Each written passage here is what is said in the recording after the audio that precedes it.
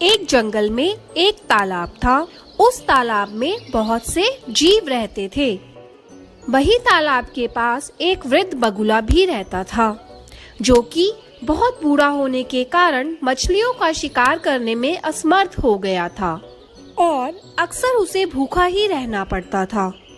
एक दिन जब बगुला तालाब के किनारे बैठा था, तब उसे एक तरकीब सूझी और बगुले ने जोर जोर से रोना शुरू कर दिया।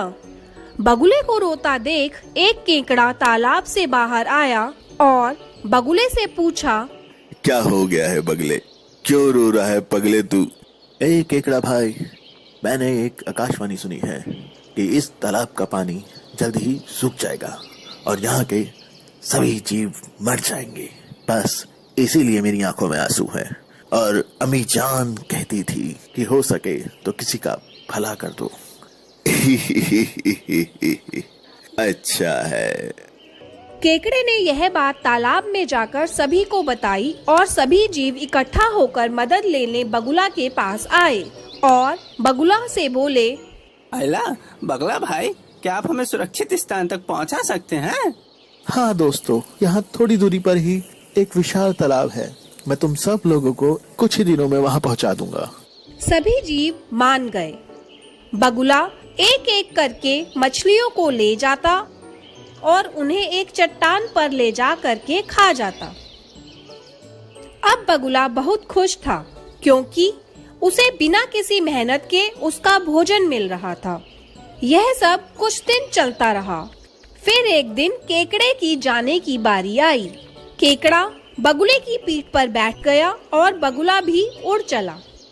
कुछ दूरी पर केकड़े ने बगुले से पूछा, क्यों बगुले, खुश तो है ना मछलियाँ वहाँ?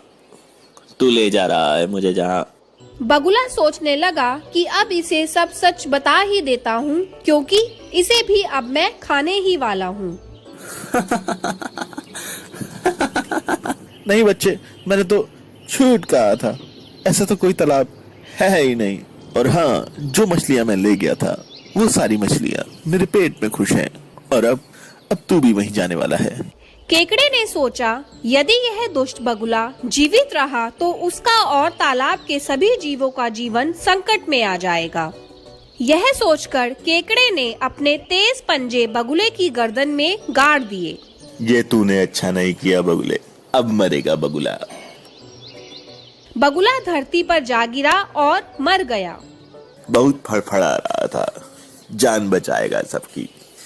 केकड़े ने यह सारी बात वापस तालाब पर जाकर सभी जीवों को बताई। सभी जीवों ने समझदार केकड़े की प्रशंसा की और उसका धन्यवाद किया।